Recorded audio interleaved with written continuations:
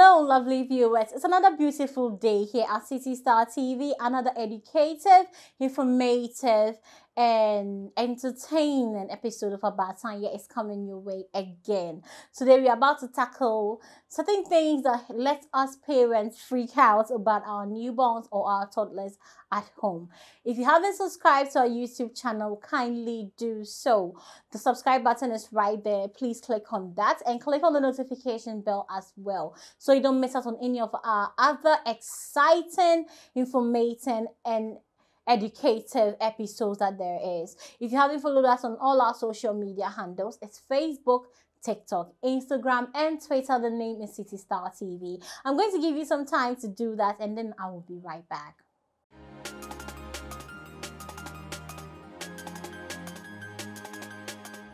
And welcome back. I believe you have done exactly as I told you to do.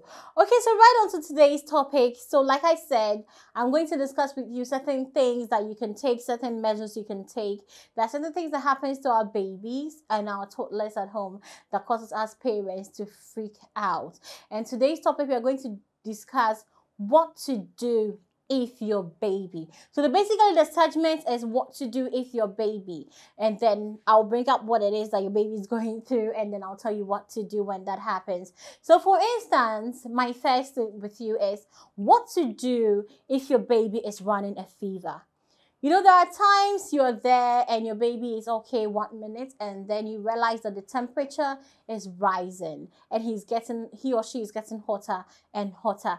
And then I know we tend to freak out a lot because the baby starts to be running a very high temperature, and then it results in them crying a lot. And then we are running helter-skelter thinking, what do we do? Is my baby going to die? Is my baby okay? And then we start to freak out, and it's don't get me wrong, it's perfectly natural, but I'm here to give you some tips on what to do if your baby is running a fever, so you don't get so scared, so you can take some measures before you get to the hospital. So you're home with your baby and your baby's running a fever. Now the best thing to do is bathe your baby with lukewarm water. So lukewarm water basically means that the water is not exactly warm, but it's running more into the cold section, but just not all that warm. So you don't bath your baby with cold water. That I would not recommend, even though the baby's running temperature. Just try to find something lukewarm and then bathe your baby in it. So you're giving your baby a lukewarm bath. Now when you're done, whatever clothes your baby are wearing, you put that away, and then you give your baby some lightweight clothes, something lighter. You don't put your baby in jackets, maybe a onesie. A onesie will be fine. You put your baby in a onesie, or some clothes that are light. You don't put them in cotton and fur clothes that are heavy, that will make your baby feel hot. No, you make sure your baby is very lightweight clothes that are airy enough, and you do this for your baby. And then you try, after this, you let your baby rest for a while, and then you check your baby's temperature. Now during this time, mostly when your baby is running a fever, they'll be sweating a lot or they'll be crying a lot, and it also causes them to be dehydrated. So you try as much as possible to be hydrating your baby. You can do this by breastfeeding your baby, or if you have introduced water or food to your baby, you can be giving your baby high liquid foods, maybe like basically water or formula and breast milk. At this stage, you just need to make sure that some liquids are going into your baby to hydrate your baby. So you make sure your baby is really hydrated so they don't get dehydrated. And at this point, in my previous episode, if you watch, I advised on the things you need to have home, that you absolutely need to have at your home as a parent. And I mentioned oral rehydration solution. So this is one time that you're definitely going to need to have ORS in your house, because it's the best rehydration solution on the market that is safe for your baby at all times, because it's not made of highly concentrated. There are no highly concentrated chemicals, and that's going to hurt your baby. It's highly recommended for babies of your age. So if your baby is running a fever, you can give your baby ORS to make sure your baby stay hydrated. And then you keep doing this. And these are the measures you can put in place. And then you monitor your baby for a while. If the temperature is still running, then you can go to the hospital. So there's another method you can also use. Now it's called a cold compress. Basically what you do is you take a towel, a wet towel, and then you wet it in really cold water. Most people tend to use ice, but these are babies that we are talking about, so I would not recommend that you use frozen towels or ice peas or all that. But you need a cold compress. So wet a towel with cold water and then fold it really nicely and put it on the forehead of your baby. Now put it on the baby's forehead for a while. And then you try again and put it on your baby's tummy or groin, okay? And you put it on the baby's chest. So you try these things like under your baby's armpits, on your baby's arm. You're basically cooling certain parts of your baby's body until the temperature comes down a bit. So you can also run a cold compress on your baby. And whilst you're doing this, make sure that you're putting lightweight clothes on your baby, and you are also giving your baby a lot of fluids to make sure that your baby isn't dehydrated. So that's the one thing you can do when your baby is running a fever. So I'm going to leave you to think about this for a while. If you have anything to comment, if you have any method you've used that has worked, that is completely safe for babies, you can leave your comments, and next time we will discuss that as well. So stay tuned. I'll be right back.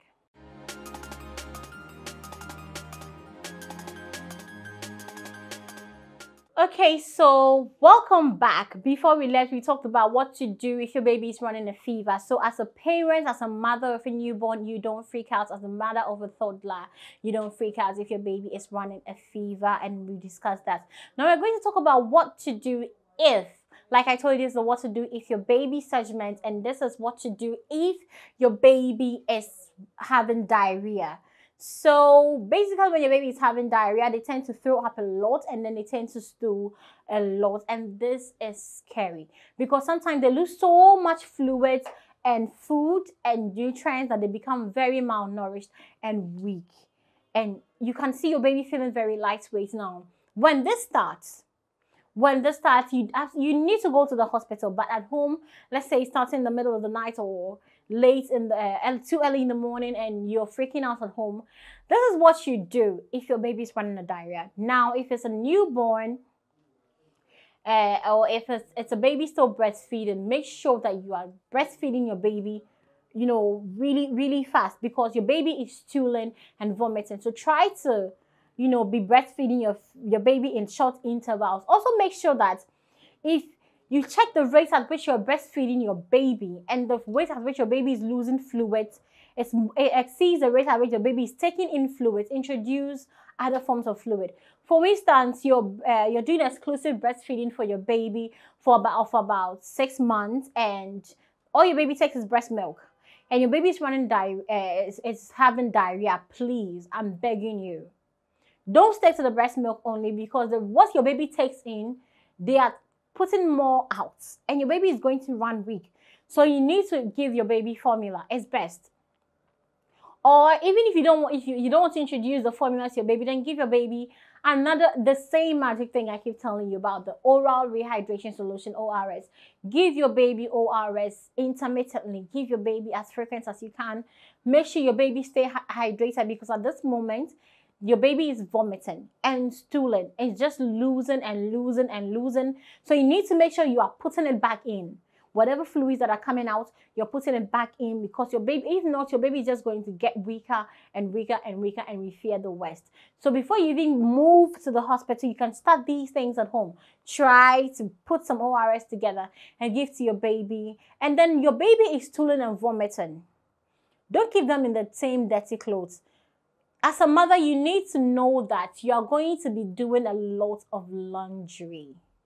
You have to get comfortable with that. Changing diapers, you need to get comfortable with that, because at this stage, your baby is throwing up on basically everything. You put your baby in a new cloth and the baby is throwing up. You put on new diapers and the baby is throwing up. And this is where it comes in when I advise you. Don't ever run out of diapers in your home. Don't wait for your baby to be having diarrhea, and then you're telling your kid, rush to the nearest store and grab me a box of diapers. No, always make sure you have enough diapers at home for emergency situations. For every kind of situation, you have enough diapers at home. So at this point, you need to be frequently changing your baby's diapers. You don't keep your baby in the same feces soaked diapers, because they'll be stolen a lot. You don't keep your baby in the same dirty vomit stained clothing. No. And you need to have a wet towel with a lukewarm water by the side, because whenever your baby throws up, you need to wipe all these vomits from your baby and then change your baby's clothes. You do the same when you change your baby's diaper, to make sure that your baby stays clean. You're going to be doing this a lot. It comes with being a parent. You need to get comfortable with it. So you need to do this, and then be rehydrating your baby as often as you can. And if you can't stand it, please, whilst you do this, is a phase 8 attempt, and then you rush your baby to the hospital. You run to the hospital, because diarrhea can be very scary in babies. So whilst you're doing this is just a temporary fix whilst you get ready and put your bags together and run to the hospital. So you do this and then you run to the hospital. So this has been what to do if your baby is having diarrhea. So stay tuned. I'll be back to tell you more.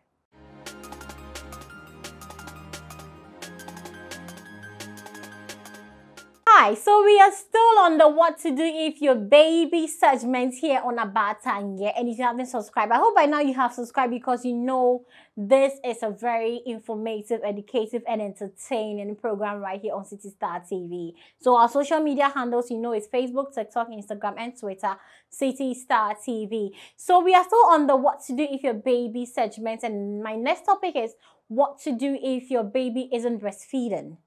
Now, for some mothers, especially if you're doing exclusive breastfeeding, you know, you can pick your baby up and you know your baby is hungry. You're basically pushing out milk. You can tell because you're flowing. The breast milk is just pumping out of your breast like this, and your baby won't suck.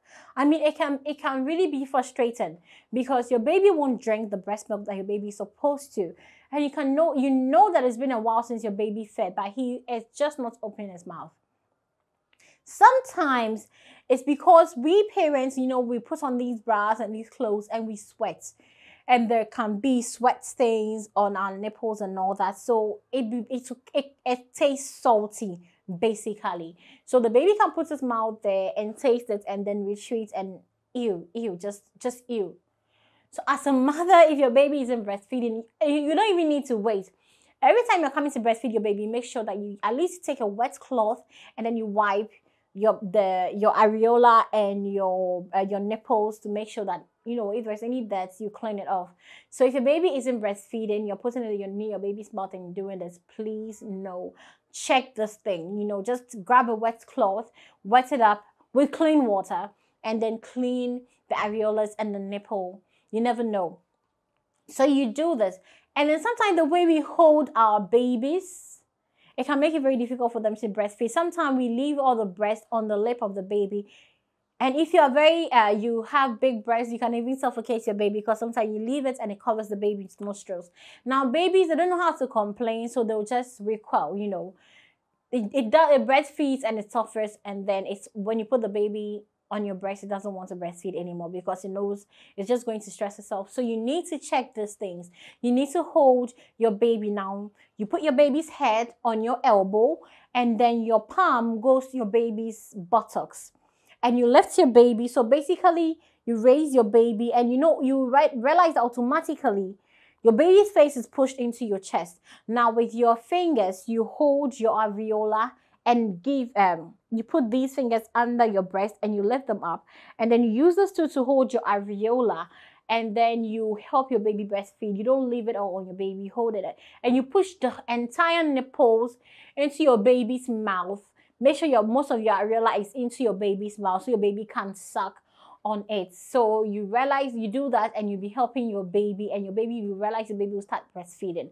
Now, if you do this and your baby still isn't breastfeeding, you can try this. Now, make a quick sugar solution, not try the safe type. So you make a quick sugar solution, and then you put it on your nipple and your areola, okay? And it's sweet. Baby tend to like sweet things. You can use honey Honey is completely safe, so you can also use honey, and then you put it around your areola and your nipples, and then you try the breastfeeding technique again. You lift your baby to your breast very firmly, and then you put the breast and the areola into your baby's mouth, and then they start to taste the sweetness.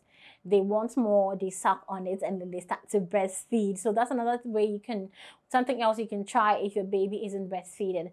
And sometimes it could be that your baby, the position in which you hold your baby. So maybe it's breastfeeding for the left side for a long time and it doesn't like the way that part tastes or is tired.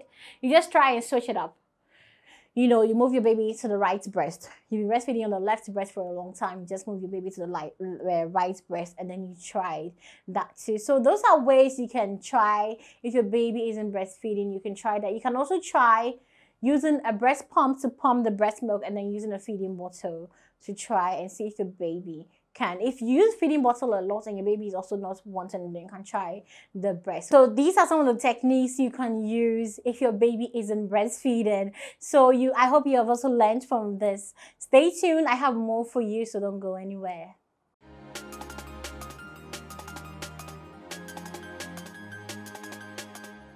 So we are still on the what to do if your baby segment here on About Time here. And our last topic for this episode is what to do if your baby keeps crying. Now, your baby is crying a lot, and sometimes it can drive us crazy because we don't know what is wrong with our baby and it just won't stop crying. Now, this is what you do if your baby keeps crying a lot.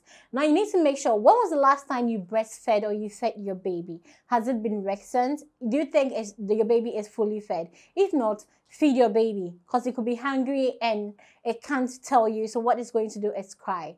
If your baby has been fed recently and still won't cry, and then you can check if your baby is running a fever or a temperature. Like I said, when babies are running a fever or a temperature, they tend to cry because they can't tell you what is wrong with them, that they are burning up. So they're just going to cry to get your attention. So you need to check if your baby is running a fever. Now, your baby isn't hungry and your baby isn't running a fever, but your baby won't stop crying.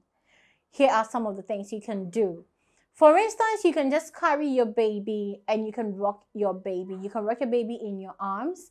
You can just swing your baby. You can talk to your baby.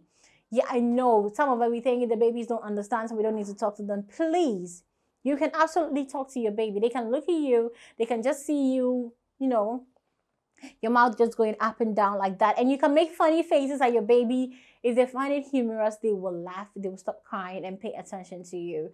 You can carry your baby. You can take them outside for, you know, fresh air breeze. Maybe they've been stuck indoors for too long. Babies also need to have some fresh air breeze. So you can just take your baby outside and try that. Sometimes skin to skin contact also helps. So if your baby is crying a lot and it's been in its cot or on a bed, you can just carry your baby and lay your baby on your chest. You know, put your baby's head in between your breast or on top of your breast, and then just calmly pat your baby's back, especially if it's crying a lot and there's nothing you can do about it.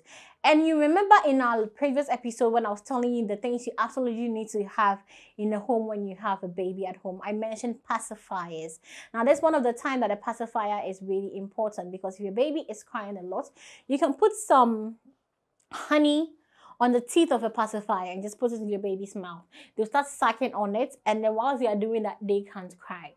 So you see, pacifiers really needed in the home with a baby. So I hope you have learned a lot. I think we basically covered what to do if your baby isn't breastfeeding, what to do if your baby cries a lot, what to do if your baby is having diarrhea, and what to do if your baby is running a fever. I hope you've learned a lot. I hope you took notes. So when these things are happening in your home with your baby, you do not freak out. You got it, mom. You can do it. You can do all these things before you absolutely need to rush to the hospital and seek your doctor's help.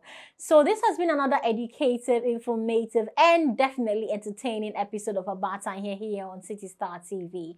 If you haven't subscribed, I keep reminding you, please do so. Our social media handles: Facebook, TikTok, Instagram, and Twitter. The name is City Star TV. I'm your host, Nanaya, as always, and I'll catch you same time next week, Wednesday.